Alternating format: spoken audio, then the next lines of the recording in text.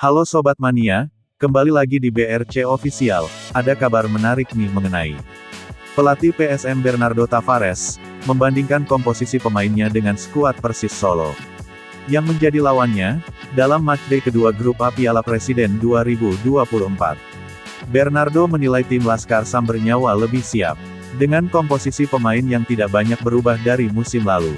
Bernardo menyebut, laga ini tidak akan berjalan mudah bagi timnya. Tentu pertandingan ini, akan jadi pertandingan yang sulit bagi kita, kata Bernardo Tavares, dalam sesi pre-match konferensi pers, Minggu, tanggal 21 Juli tahun 2024. Bernardo mengatakan, PSM saat ini masih membangun, setelah ditinggal beberapa pemain intinya. Oleh karena itu, skuad PSM banyak dihuni wajah baru, yang membutuhkan waktu untuk adaptasi. Target yang pertama adalah untuk menciptakan identitas. Untuk memperkenalkan identitas kita kepada pemain-pemain baru ini. Dan sayangnya kita kehilangan banyak pemain kunci dari musim lalu, bebernya. Sementara di kubu lawan, kata Bernardo, komposisi pemain Persis Solo tidak banyak berubah, dibandingkan musim lalu.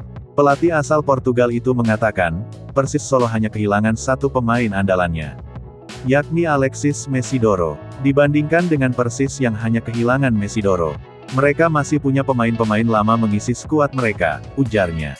Di lini depan, mereka mempunyai kualitas seperti speed dari nomor 25, Moussa Sidibe, 36 Alfat Al-Rizki, dan juga Ramadan Sananta.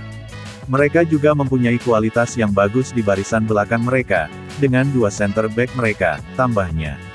Sebelumnya, pada pertandingan pertama Piala Presiden 2024, PSM Makassar menelan kekalahan 0-2 melawan Persib Bandung. Begitu juga dengan Persis Solo, yang kalah 0-2 saat menghadapi Borneo FC Samarinda, pada Jumat tanggal 19 Juli tahun 2024 lalu. Nah itu dia sobat untuk update kabar hari ini, bagaimana pendapat kalian sobat? Tulis pendapat kalian di kolom komentar ya sobat, dan jangan lupa like, komen dan subscribe.